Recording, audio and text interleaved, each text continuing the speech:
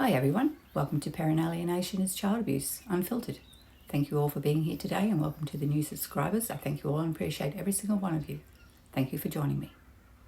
Today I'm going to do a quick video about men's mental health. June's Men's Mental Health Month, and I think it's important to talk about that on this channel because there's a lot of men out there that are affected by parent alienation. I personally know probably can fit on one hand the amount of men that I'm personally aware of that are in this position where they don't have access to their children due to a spiteful person, and how these fathers have been denied access to their child or to be allowed in their child's life or even to know any information about the child.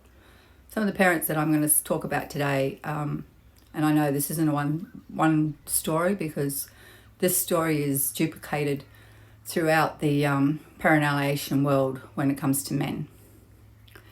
It affects women too, but today I'm just going to focus on the men because it is June and June is Men's Mental Health Month, and it's important that these guys are heard. A lot of these people that I speak about are on here that are suffering depression or anxiety, have had their world turned upside down due to a spiteful ex-partner who's decided that their child's property and that the ex-partner is not allowed to see them anymore. In this situation, it's the father. The father is not allowed to have access, not allowed to have any information about the child whatsoever, treated basically like a criminal without any criminal charges in place or put against them, all by verbal accusations. This is far too common in the legal system. In the family court system, probably, this is a brave number to put out there, but I would say 8 out of 10 parents that are in the family law court fighting for their child have had false allegations put against them. Men get thrown as domestic violence, or they throw the sexual allegations around, or the coerced control. My last video I did was about coerced control and how this is manipulated in court systems too, where the women get in there and they do a one-sided story and the judges only have their decision based on that one-sided story. As in my past videos that I've done when it comes to the legal system, I do not hold the judge responsible for the decisions they make. The decisions they make are based on a one-sided story and are put forward by the legal system. The lawyers, the courts, the ICLs. The ICL, if you're not sure who that is the Independent Child Lawyer. Now, these people are supposed to have the best interest of the child in their minds and in their cases. But in the experience that I've had in the court systems and the experience with the men that I've spoken to or personally know that have gone through this system, it doesn't work that way. It's not a fair system. These people don't get to have their voice heard. They don't get to have their side of the story heard. They don't get to tell how the script's actually been flipped, how these men were in a domestic violence situation. These men were the ones that were being traumatized and victimized by the woman in their life. And these men chose to leave that, and because of that, they now have to fight a system to see their child. These children don't have a say in what's going on. These children, as I've stated in my videos, are dragged along for the ride. These narcissistic parents, mothers in this particular case, because we're focusing on men's mental health, think that it's totally okay to go and make lies up, make allegations about men, portray these men as abusers of coerced control, that they control the money, they control what this person can do, who this person can see, this person can talk to, how long this person's allowed out for. But the table's been flipped because it's actually these men that have been in this position. It's these men that have been victimized. These men have been coerced control.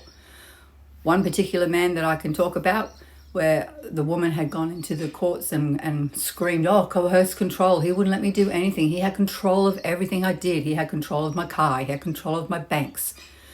Well, this particular person was bit not techno-savvy and didn't know how to use the internet system at all.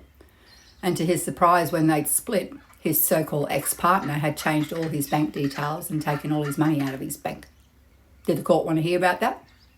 No, because she'd already got in there and said how she was the victim and how she had all this control put on her. Did they want to listen? No, they didn't want to listen to the gentleman. As far as they were concerned, he was guilty of what this woman had put forward about this gentleman. Sorry, words get tied. Anyway, this isn't an isolated story. This happens to many men around the place, particularly when it comes to parent alienation and trying to fight the system in court. These men are victimised again, not just by the ex-partner that they've had, but by the court system that believe the stories of this person, believe the lies that are told without looking into it, without charges. One particular gentleman had accusations thrown against him that he was an abusive partner, that he was abusive to the woman, he was abusive to his children. This was all fabricated. There was proof that this was all fabricated and lies, but did they want to hear about it? No. Did anyone want to listen to what this gentleman had to say? No. Because in the majority, when they scream domestic violence, especially if it's a man being accused of domestic violence, people are really quick to judge that. Oh yes, men are domestic violence toward women. They are the stronger person. Of course they are the domestic violence aggressor in situations. I call BS on that. I call a huge BS on that. I've known 3 or 4 men out there that have been totally victimised by a woman, had their faces and their bodies scratched up by a cat trying to fight. I've had men had things thrown at them, had men being choked by women. I've had a man that had been choked by a woman where the neighbour had to come over and get this woman off this man. Did court want to hear about that? No. Did he get justice for what happened to him? No. What happened was she screamed domestic violence and they removed the children from him. So how can we explain that this system's fair? How can we encourage people to go to a court to fight for their child when the system's broken? The system's broken and it's failing the innocent men out there and these children. How do you think this affects the men? Of course it causes depression. Of course it causes them the will to go on. Of course it gives them doubt on trying to trust another partner. Due to one person's destructive behaviour, this man's now had his life changed forever. And what was his crime? Not wanting to put up with the bullshit anymore and wanting to walk away. So in a way to get back at this gentleman or these gentlemen, because like I said, it's not an isolated case. I've known quite a few that go through exactly the same story, just change their names. Exactly the same story. They go to try to fight for the kids and all of a sudden all these allegations get thrown around. Oh, he was domestic abuse toward me. He was domestic abuse toward the children. He wouldn't let me take any money. He had all the money control. Judges need to be fair. Judges need to look into both sides of the story. As I said before, I don't blame the judge for the decisions they make. They make the decisions based on the information they're given due to the lawyers. It's the lawyers who fail. The lawyers rake in their money. Oh my boy, do they make a lot of money. And they screw up people's lives in the meantime without looking at the facts properly. A couple of these gentlemen have gone into court. As I've said before, the court system takes a long time. They're like months in between appearances. And sometimes you go to an appearance and it's just a mention and then you waste your whole day for a 5-second thing. You go into the court and then they have a mention and then you get given another date, usually a couple of months down the track. It's a very big time waster, so of course it affects these people. This whole time they're denied the access to their child or any information about their child. One of these gentlemen had a child that was told by his ex-partner was terminally ill. This turned out to be proven as a lie through her documents in the courthouse. But this was after the fact that they'd found out that. They had suspicion that it wasn't true, and he tried to look into it more, but he was denied information because they had branded him this horrible person that this so-called woman had told everybody he was. So this woman had led this gentleman to believe that he had a terminally ill child as a way to manipulate him to stay. And it worked for a long time until he just couldn't do it anymore. Then had to go to court to try to fight to see their child. And through the court system, in her own words, that they had told that the condition this little girl had, she would probably outgrow. But this woman led everybody to believe this child only had a limited time to be around.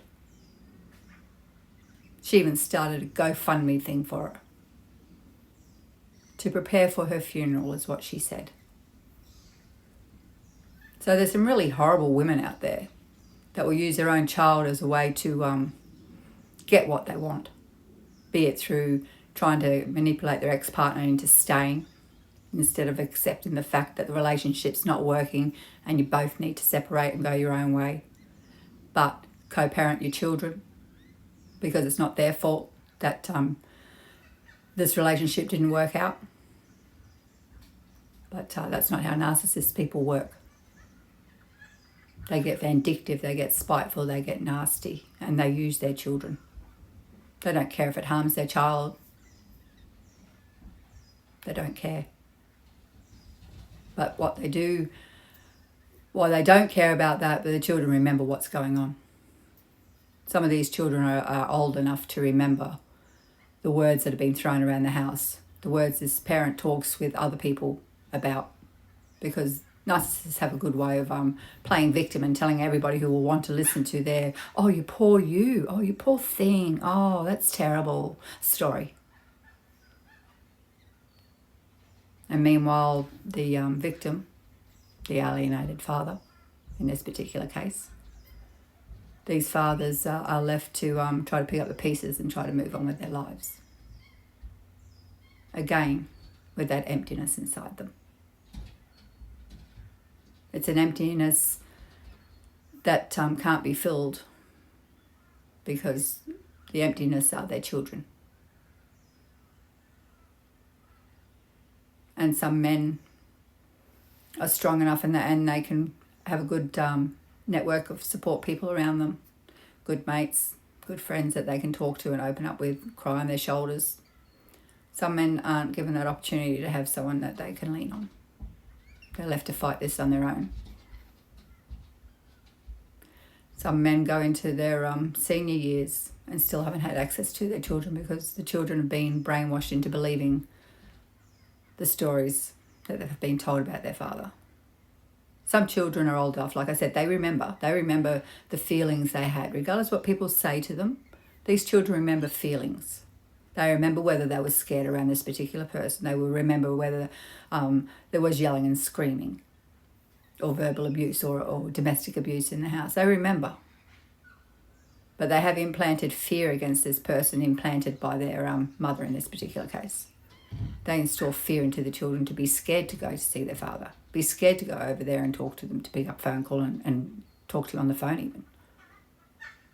They install so much fear and false memories into these children, these kids don't know what to believe until they're old enough and able to work it out for themselves. And for the gentlemen out there that are going through this, just know you're not alone. That you're not alone. I've got contact and close contact with quite a few men in the same position. There's one gentleman that I'm in contact with that the woman didn't want to be in the relationship and took off and left the child behind. Went off and started well, I don't know how many partners she had, but she went off like she was single again and partied on and ended up with another child. Divorced, came back, decided that she was going to take some more of his stuff. I can't understand the law system. I really don't understand why, if you're divorced, what gives you that right to come back and decide to claim more? And how are you benefiting your child when you're going to take the house and car from underneath him? How does that benefit? You now put this child in a position where the father now has to look for another home, try to find another car. Not benefiting the child at all. You've just put that child backwards. With the uncertainty of where he's going to live with his dad when he goes for visits. Because why? She didn't have access at all when they'd split up. When she decided to go for extra stuff, she decided, oh, well, I'll start seeing the kid again too, because if you've got the kid around, then the courts are more likely to listen to your poor pity me story. So this gentleman now trying to fight to keep his house, his car, all stuff he had before she even came on the picture. And the courts are allowing this to happen, and it really blows my mind. I understand people get married, they get divorced, and are entitled to half of what they've got together. If you've bought a house together, you bought a car together, then you're entitled to half of that. But if you go into a relationship and the person you're with owns their house, or owns property, or owns their car, what right do you have to go and take that from them? That, my dear, shows your true colours on who you really are and what you really wanted out of the relationship. And it certainly wasn't anything emotional. And to leave your child behind shows you what kind of a mother you are. Also, to have a child with somebody else. And the laughing thing is, she wanted the ex-partner to look after a new child. How does that work? Like, come on, get fair income. So this particular gentleman's got his world turned upside down, where he thought he was secure and happy and things were fine. He didn't really care if she wanted to have access to the child. That was totally in her ball court. She chose not to, until she wanted to get some more stuff out of him. So now this guy's going through depression. He's in limbo. What's going to happen? I see this around so much. Like I've said, this is why I started this channel. I see this happening. Too many people, too many children are in the middle of this bullshit. And it's enough. Enough is enough. Freaking grown-up adults act like it. If relationships don't work, they don't work.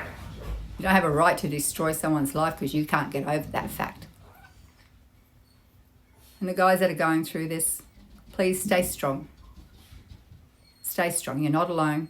You're not alone. You're definitely not alone. There's a lot of men out there in the same position, going through the same bullshit. And more than likely have had false allegations thrown at them too. But also, if you are a gentleman that's out there going through this and you do have faults that they've pointed out that only you know about, because in the end, only people know what's going on themselves. They can tell other people what's going on, but no one knows what's going on behind closed doors. Henry Adam could be the most nicest guy in the street.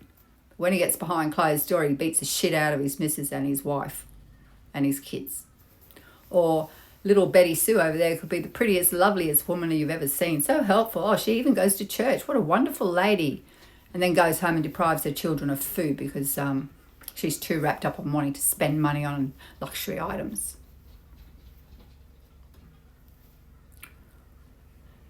Yeah, so it doesn't matter what you look like or where you come from. Some people could be good at putting on a false front. And all I can say to those that have experienced it, learn from it. Don't make the same mistake twice. Doesn't mean you can't move on and start another relationship with somebody, because everybody has a right to be happy. And there is the right person out there for you. Just got to wait until they come along. And sometimes they come when you're not even looking for them. But stay strong. Men's mental health is important. We need men in the world, just as much as we need women in the world. And there's so many good men out there that deserve the right to have their children in their lives. There's so many men out there that are going through something that's totally unnecessary. So stay strong, guys. We're in this together. And it is a no sighted field, it's just as many women out there going through the same thing. But June's Men's Mental Health Month, and I really wanted to point out the fact about how these men suffer. Some of these men lose the will completely to want to be in this world. I've known a few myself that are quite close that have had that struggle. And to be close to somebody that doesn't want to be around anymore because they've been accused of something they haven't done and had their children taken from them. That's something nobody should have to go through, especially when it's done from a spiteful person. And I truly believe one day karma's going to bite her on the arse, as she will with all the women out there that affect these men this way. And the same with the men.